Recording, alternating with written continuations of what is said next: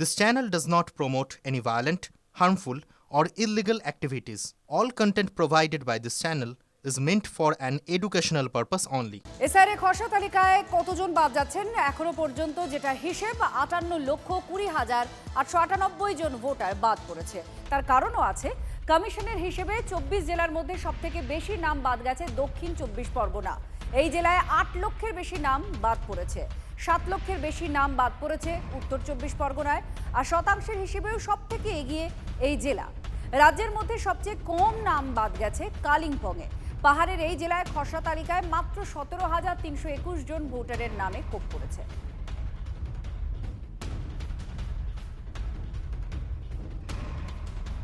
কোচবিহারে 1,13,000 ভোটার বাদ গিয়েছে এবং মালদা, মুর্শিদাবাদ, নদিয়া জেলায় 2 লাখের বেশি। এগুলো সব হচ্ছে সীমান্তবর্তী জেলা। আর তার সঙ্গে সঙ্গে কলকাতায় 2 লাখ, কলকাতায় 3 লাখ, উত্তর দক্ষিণ মিলিয়ে প্রায় 5 লক্ষেরও বেশি ভোটার বাদ গিয়েছে। হাওড়ায় শতাংশের হিসেবে 10%, হুগলি, পূর্ব মেদিনীপুরে 3.31%, সেই অর্থে কম।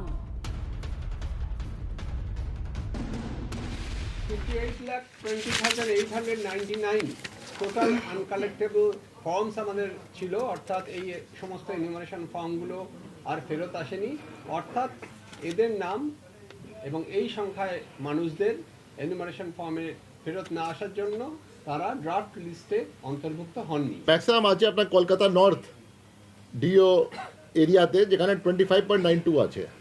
পূর্ব মেদিনীপুর যেটা আছে ওখানে আপনার যে আছে 3.31% আছে। মাছ ধরতে নদীতে জাল ফেলেছিল জেলে, কিন্তু জালে যে বড় ফুটো ছিল সেদিকে খেয়ালই নেই। ফলে যা হওয়ার তাই হলো। বাংলাদেশি অনুপ্রবেশকারী বলে অভিযুক্ত তবু লাভলি খাতুন রয়ে গেলেন ভোটার তালিকায়, খসড়া ভোটার তালিকায়। মালদা জুড়ে হইচই বেঁধেছে। নির্বাচন কমিশনে এবার নালিশের পাশাপাশি আইনি পথে হাঁটার প্রস্তুতি নিচ্ছে বিজেপি। আর অস্বস্তির মুখে দায় এড়ানোর সুর শাসক তৃণমূলের। বিএলওর ভূমিকা খতিয়ে দেখার কথা বলছে কমিশন।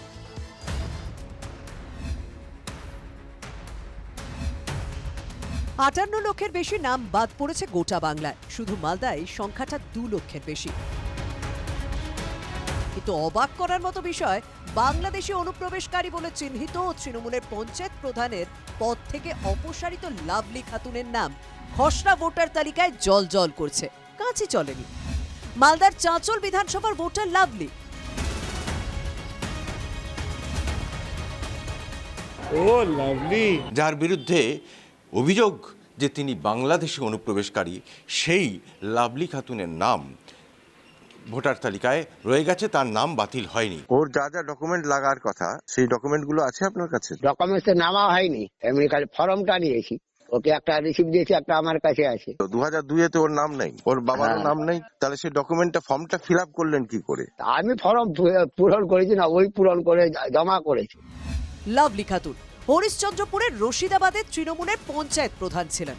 অভিযোগ, বাংলাদেশি নাসিয়া শেখ পাসপোর্ট ছাড়াই ভারতে ঢুকে হয়ে যান লাভলি খাতুন।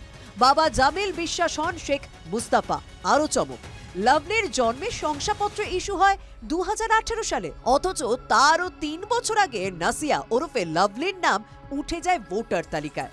পরিচয় ভারিয়ে ওবিসি শংসাপত্র বের করে ফেলেছিলেন। শেষ পর্যন্ত কলকাতা হাইকোর্টে ধরা পড়ে পঞ্চায়েত প্রধানের পদ যায় লাভলি। কিন্তু যার বিরুদ্ধে অনুপ্রবেশের অভিযোগ, সরকারি সার্টিফিকেট জাল করার অভিযোগ, তার নাম কিভাবে থেকে গেল ভোটার তালিকায়?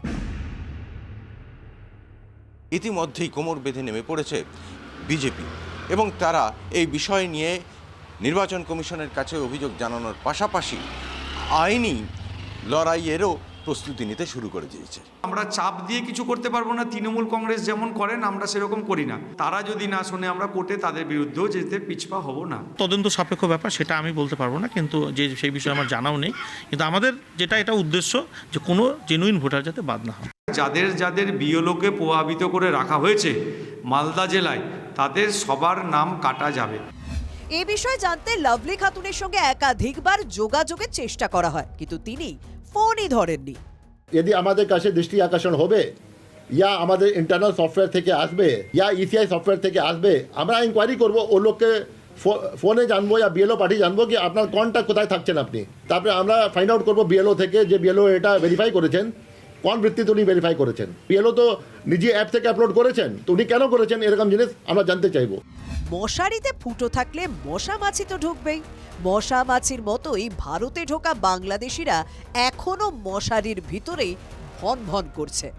দায় মশারির না মশারির মালিক নির্বাচন কমিশনের? শুভতোষ ভট্টাচার্যের রিপোর্ট, TV9 বাংলা।